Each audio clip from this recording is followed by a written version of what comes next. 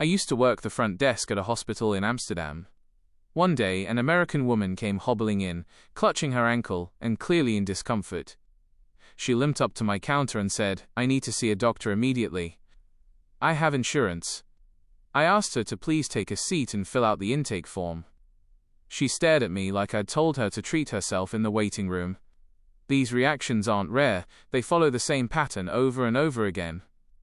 I've spent years observing these cultural collisions, recording what happens when American expectations collide with healthcare systems around the world. If seeing things through that perspective interests you, you'll want to stay close to this channel. Fill out a form? I'm literally injured, she said. In America, they take you straight back. I explained that even emergency patients need basic registration. She was not pleased. This is ridiculous. I could be dying. Her ankle was barely swollen. She then demanded to know how much the visit would cost. I told her around €80 without involving insurance. She looked shocked. €80? That's like $100. For what? A bandage. I told her the price included the doctor's consultation, an X-ray if she needed one, and the initial treatment. She stared at me like I was lying. That's impossible. An X-ray costs $3,000. When the doctor saw her 20 minutes later, she asked him if he was an actual doctor because the cost was too low to be legitimate. I've been practicing for 15 years, he said. A friend of mine in Berlin once told me about an American tourist who refused to take a prescription because the pharmacy looked too small to be real. A hotel concierge in Tokyo once translated for a guest who insisted that Japanese hospitals were doing experimental procedures simply because the medical equipment didn't look like the ones used in the United States. These stories all share one theme, the unshakable belief that healthcare only works one specific way. At our Stockholm clinic, a man came in with a nasty cough. After checking him, the doctor prescribed antibiotics and told him to pick them up at the pharmacy downstairs. The man asked what his copay would be. The doctor said there was no copay, just pay at the pharmacy. He looked suspicious. What's the catch? No catch, we said. Sweden subsidizes prescriptions. He went downstairs and came back 4 minutes later claiming the pharmacy tried to scam him. They'd charged him 40 krona, around $4. He thought they'd made an error and charged him $4 instead of 400. When I explained that this was the correct price, he demanded proof of the original cost. I showed him. The medicine cost the government about 300 krona, but patients pay a maximum of 40 with the subsidy. He studied the receipt like it was fake. Then he asked whether the medication was expired or some cheap knockoff because real antibiotics cost at least $200 back home. I told him it was the exact same manufacturer used in the US, just priced differently. He still didn't believe me. He visited 3 more pharmacies to compare prices. They were all the same. Eventually he accepted it, but insisted on keeping the receipts in case the medication didn't work. He genuinely seemed angry that healthcare could be affordable. That disbelief is what fascinates me, the idea that reasonable pricing feels like a scam. I explore that kind of cultural wiring every week. If you're interested in how societies think, not just what they do, this is the place for you. I worked at an emergency clinic in Paris near the Louvre. An American man came in after twisting his knee on the cobblestones. We examined him, wrapped the knee, gave him pain medication, and discharged him. Total time, 90 minutes. Total cost, €65. He refused to pay, not because he couldn't afford it, but because he was convinced we'd undercharged him. You're hiding the real fees, he said. I want the actual bill. I showed him the itemized version. Everything was listed. He shook his head. No, the real bill. The one with the hospital facility fee, doctor fee, nurse fee, equipment fee, administrative fee. I told him France doesn't work that way. We issue one bill. He thought we were incompetent. You forgot to charge me for the bandage, he said, pointing to his knee. I told him it was included. He pulled out his phone and searched, France hospital hidden fees scam. He found nothing. He finally paid but looked disturbed, like he'd taken part in something illegal. As he left, he asked if the French government would send him the rest of the charges later. When I said no, he muttered, "This doesn't make sense." At our Norwegian dental clinic, a woman came in for an emergency tooth extraction. Straightforward procedure. The dentist numbed her, removed the tooth, and gave her aftercare instructions. She asked for the bill. I told her 200 kroner, around $20.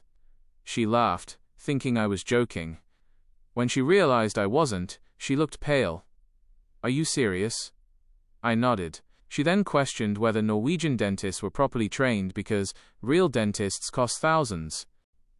Our dentist studied at Oslo University and had decades of experience. She wasn't convinced. She wanted to know which corners we cut to make it so cheap. I explained that Norway's healthcare system absorbs most costs.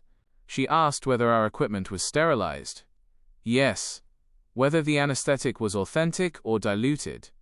Real. Whether we'd actually pulled the whole tooth or just part of it. I showed her the extracted tooth in the metal tray. She examined it and then asked if we'd charge her later once the government processed something. I told her there was no extra claim, this was the price. She paid but stopped at the door. I'm reporting this to the American embassy. Something illegal is going on here. I work at a health center in Munich. One day, an American man walked in demanding to know which doctors were in-network. I asked what he meant. He said, in-network, covered by my insurance. I explained that in Germany, if you're insured, you're covered at any doctor. There are no networks. He didn't believe me. That's impossible. Every insurance has a network. I told him German health insurance operates differently. He insisted I was wrong. I have Aetna. They have a network. I explained that Aetna doesn't work the same way outside the US. He pulled out his insurance card and pointed at it. It says nationwide coverage. I told him that meant nationwide in America. He looked at me like I was the one who misunderstood the English language. Nationwide means the whole nation. I said yes, the American nation. He demanded to speak to someone who understands insurance. I called my supervisor. My supervisor told him the exact same thing. The man accused us of refusing to file claims. He demanded our provider ID number so he could submit it to Aetna himself. We told him we didn't have one. German clinics don't submit paperwork to American insurance companies. He threatened to sue us for discrimination.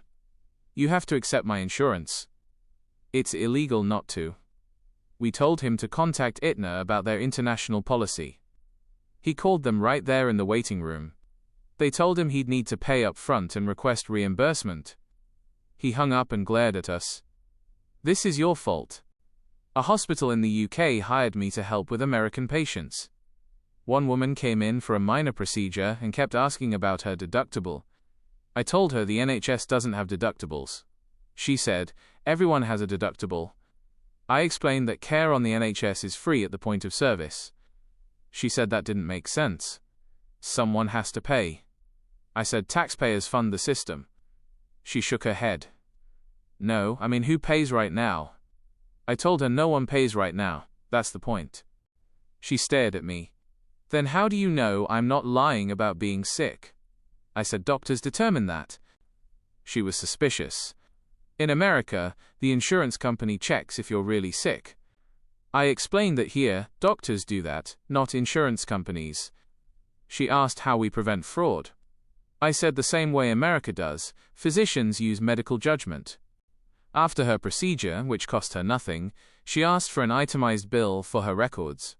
I explained the NHS doesn't give patients bills. She demanded one anyway. I need proof this happened. I offered discharge paperwork. She said that wasn't the same. I want to know what this would have cost. I told her we don't calculate that. She left confused and slightly irritated. An American student came to our Copenhagen clinic with the flu. We prescribed Tamiflu.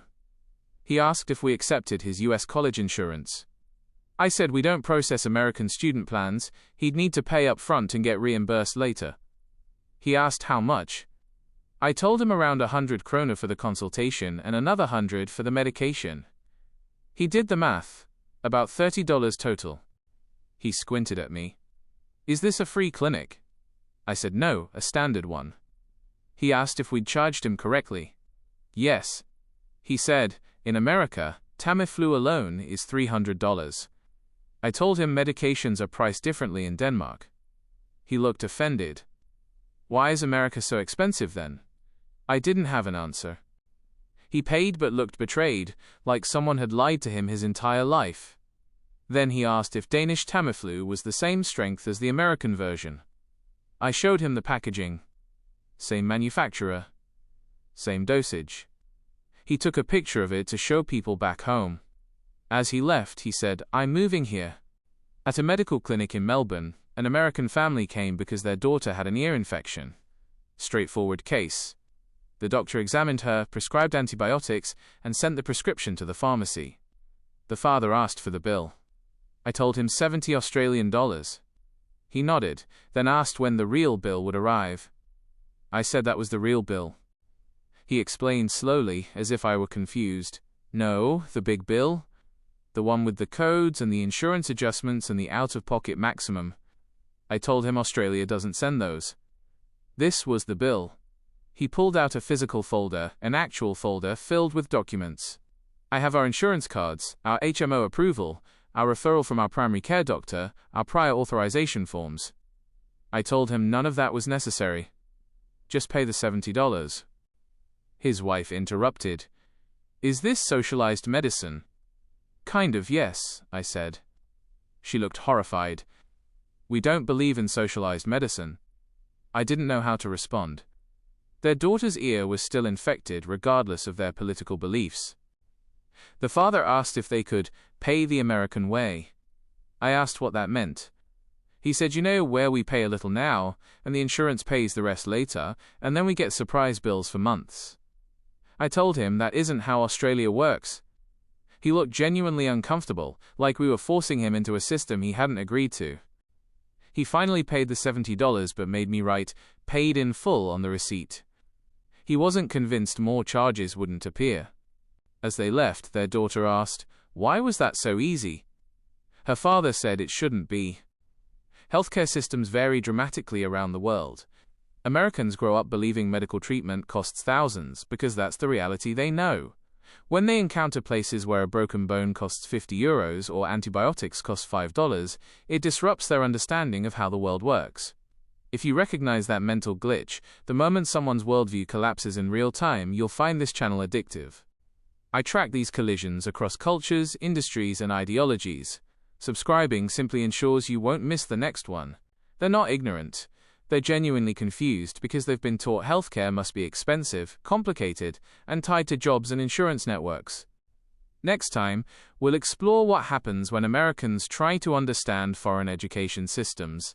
Spoiler, they have strong opinions about uniforms, tuition costs, and why not everyone just works hard and gets scholarships.